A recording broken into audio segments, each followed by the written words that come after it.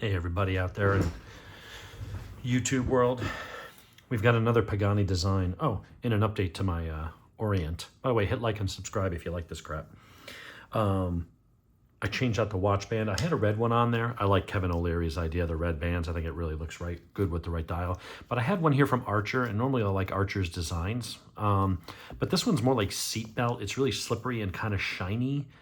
And I just didn't feel like it was going to maybe hold up as well. This one's a bit more like heavy-duty cloth. It's ribbed for my pleasure. And it's not as shiny and blingy. I think it looks good. It's just a slightly different shade of red. It's a little less intense and it's a little less shiny. And I think that looks marvelous. So really nice. I also like the metal pieces here. I forget what they're called. Lugs, or no, not lugs. I don't know, whatever they are. Loops, hoops, whatever. I just think that this one, and I'll put a link to it in the description. But here we are looking to go through another Pagani homage. I've got my homage. I think this is what model was this one? Pagani design. I think this one is the 1701. This is the homage to the Omega Speedmaster. And that is it's a copy of the first Moonwatch, the Omega. Then I got the Bulova, which is the second one, which is a legit Bulova. This one is an homage, as is this one. This one is an homage to the Aqua Racer by Tag Heuer, I believe. This one's automatic. This one is quartz. This one, I believe, uses a Seiko movement inside. 100-meter water resistance. I think this is 100 as well. Both very nice watches. I'm doing this one in 4K, which may take a little longer to process, but they're actually beautifully made watches. Pagani makes a good watch. Yeah, most of them are homages, and you can say, well, they're copied. They're not counterfeits. They put their own name. They put their own logo on the box, but they obviously, most of their designs are borrowed from some of the, high-end designs. Not everyone's going to spend $5,000 to $50,000 on a Rolex or Omega or a Panerai or, Panerai or whatever they call it. But, they want to watch with a decent movement and it's well made and these fit the bill and they're very inexpensive. So here's one I picked up for $116, I think. What is it? Now, I'm not crazy about a lot of Rolexes, and I will probably never buy a Rolex. I don't necessarily like the company. I don't like some of the ways they do things. And while their watches are excellent, I don't think they're worth the money. And I know some people are going to say, oh, it's because you can't afford it. At the end of the day, if I can afford a $83,000 car, which I can and have, I could go buy a stupid expensive Rolex if it was something I really wanted to do and can convince my wife I needed to do that. It's more of, am I willing to? And I'll spend a little bit of money and, there's some other things I'm going to buy that are going to be more up brand, getting into a Tudor or, some other things. But I wanted the one Rolex I actually really liked the design of was the Explorer 2. But the MSRP on those for this model would be right around $10,000 if you can even find one, and you're probably going to pay over MSRP. So I was like, you know what? For $116, this one was well reviewed. I have already taken all the plastic wrap because they wrap it and protect it really, really well. And I did go ahead and size the band for my wrist. This one uses a simple screwdriver. So I have the pin pusher, but this one uses stainless steel screws that you can easily take out. And I had to take out 5 links in order to get it sized to my wrist. So this will accommodate big wrists. My wrists are about 7 3/4. So this is the Pagani version. It's a GMT movement. It does use a Chinese movement. It's a DG5833A is the movement. And it's the model PD-1682. Stainless steel. They're claiming sapphire crystal, 100-meter water resistance. It's a nice watch so far, just based on what I'm looking at. So we'll try to get a little close-ups, see if we can get it to focus nice. It's a really nice, the dial does not turn, so it's not a true dive watch. It is a GMT. I just have to figure out how to set like whatever I want that other time zone to be. or to make it correlate to where it's Greenwich Mean Time, which I guess would be like London or Greenwich, whatever in England, and then my local time. So I haven't played with it enough to set that up yet. The googly eye thing here, the little magnifying glass, works pretty well. It really does magnify that date. I guess it's not a complication technically. It is a screw down crown, which is nice. That'll help with the water resistance. You unscrew that, it pops out, and then I can go ahead and set it and all that. It is an automatic movement. It does have an open case back, and it's a fairly nice looking. I mean, it's got the Pagani logo and stuff like that on it. Nice little movement. There you go, winding up my watch. Very basic, nice stainless steel, nice weight to it. I'll go ahead and do a wrist check on this one. The specs we'll get into in a minute. I believe it's a 42. Let's see. Let me find the specs for this watch as I'm scrolling through. Pagani watch design. All right. So, does have some lume. Wow, that's bright. And it's kind of a blue lume, which is kind of cool. That's a nice. Now again, I don't know how long it'll last and all that stuff, but that's a nice kind of a weird iridescent sort of blue. Neat color. It's nice to see something different than the normal typical, just green. So let's see, you can swim with it, luminous hands, water resistance to 10 bars, 20 mil band width. The watch, bandwidth is 20 millimeter. Yeah.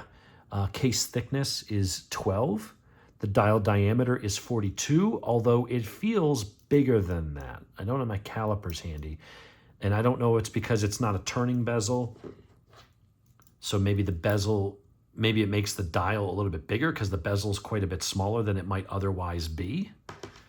It's nice, it's clean, there's some good enamel down in there. All the letters are done really, really nicely. It's very clean and elegant. I think they've done a really good job of this. I do like the simple Pagani design, and it's a nice milled clasp. It's not your typical stamped one that you would expect on a less expensive watch. You don't have any half links, but between being able to I remove 3 on one side, 2 on the other, and then you can fine tune it only a little bit. You've got the 3 micro adjust holes. Additionally, when you open it, you can pop this out. So I don't know if you're wearing a wetsuit or had to go over a sleeve of some sort, you can extend that. And it snaps in very securely. Like you actually got to give it a pretty good pull to unhook that. But it all looks very well done. It's a nice brushed finish, very clean, Pagani design, nice milled clasp. And on the wrist, it fits great. Like that's a perfect fit, just enough to not cut off circulation, but it doesn't rattle around too much. Like that is perfect. I was able to get adjusted. And that's the problem with bracelets sometimes is one link is too loose and then you remove it and then it's too tight and maybe the micro adjust isn't quite enough. Everybody's wrists and the dimensions of the bracelet are slightly different for some folks. So I was able to get that put on pretty much perfectly. That's a really nice automatic watch. I can see myself wearing that. It's a little more casual, but it's nice enough that if you wore it with a suit, no one would think anything of it. I do need to go and see, what the accuracy is going to be over time. But, out of the box, this feels like a nice watch. That's the thing with Pagani. They make a really nice, pretty, well-machined, well-put-together watch. And I know, it's China. It's because they're not spending money on R&D. They're just taking someone else's design. I get all that. But, I don't know what an Aqua Racer costs. If it's like $4,500, these, I think, start at $6,000 or $6,200. This, if I went and got the Rolex, if I could find it, by the time I'm done with taxes and paying whatever upcharge is going on in the market right now, that could be a $12,000 watch. I'm not going to spend $12,000 on a watch. I might at some point spend a couple grand on something nice, or, maybe one day I'll get a Tudor or a Grand Seiko or something in the $4,000 range. I don't know. But at this time and this point in my life, I'm not spending that kind of money on a freaking watch. And these brands, you got Orient, Beautiful watch, really beautiful watch. Size comparison. I mean, it'll be hard to lay it out like I can here with the NATO straps. I have really gotten to be a fan with the NATO straps, especially these straps. This is an Amazon brand, and it is, let me look at my orders, because I think most of my watches, any watches where I'm kind of like, it's a weird Chinese name, Annefit, Annefit. These are $12 a piece with next day shipping, and they come in like 15 different colors. And you can each, well, actually it comes with like 8 colors, but each color you get to choose, do you want silver or you want black on the metal hardware? These, I think, are fantastic looking NATO straps. They're just thick enough, but they're not too flimsy and shiny and slippery. This feels a little cheap, although I'm kind of disappointed because Archer, I really like a lot of their stuff, but that one just wasn't feeling it for me. But this one that's a little more coarse, it's just a little bit thicker without being too bulky. I think those, and those lines, these things just really class up these watches. But anyway, what we're talking about is this bad boy right here. I don't know, would I put that on? I mean, what I think is kind of cool, right now the orange hand is covered up, the GMT hand is covered up by the minute hand. But with that little bit of orange, like I'm almost wondering, like, how would this look on one of these in orange? Like, that could be a really cool look, tying the orange strap to that. We'll see. But as it stands right now, and I think I have one on order. I think I ordered one. What do I have? I still have one box coming from Amazon today. Nah, that's a 20 millimeter. That's going to be for something else.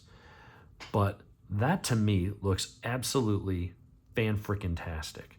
I think that is an absolutely gorgeous looking watch. It's simple. It's not too braggy or making a big statement.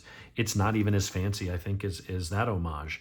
It's just a good, clean, recognizable design. You can call it a knockoff. You can call it an homage. It's not a counterfeit. They're not putting their Rolex lame. They're not even putting like Olev's or one of those other brands that takes their logo and made it similar to Rolex.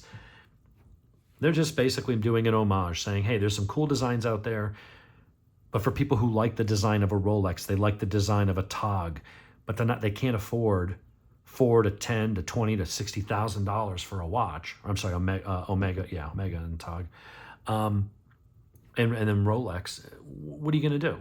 Go buy your Timex? Yeah, you can do this. There's a lot of good watches if you only want to spend a few $100. You can go buy Seiko. You can go buy these guys right here.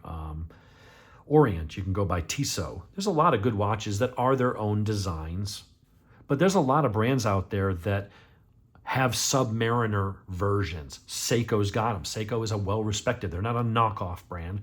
They're one of the most respected names in watches in the world.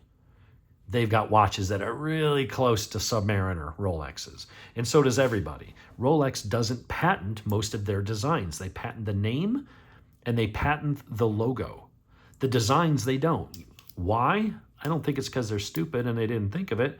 I think it's because they realize anybody who's only going to spend $120 on a watch or whatever. What did I spend on this one? What was this one? And I'll put the links in the everything. Okay, 140. This was 139, which is not super. I mean, in the world of watches, it's fairly cheap, but it's more than your basic, Timex or Casio. You're getting up to, some other brands in that price range. But yeah, you could go buy a Tissot or buy an original design. That's fine. But they don't patent their designs. So other companies legally are free to use it. And you can say, well, it's still, I don't like the idea of it ethically. They're not using their own designs. Pagani's got a couple original designs, but there is a big market out there for homages.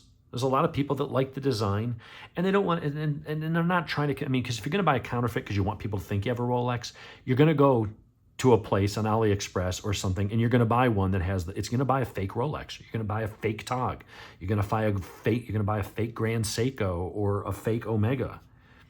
That I have more of a problem with, because you are then trying to pass off something as something that it's not, and you're in the world of counterfeit.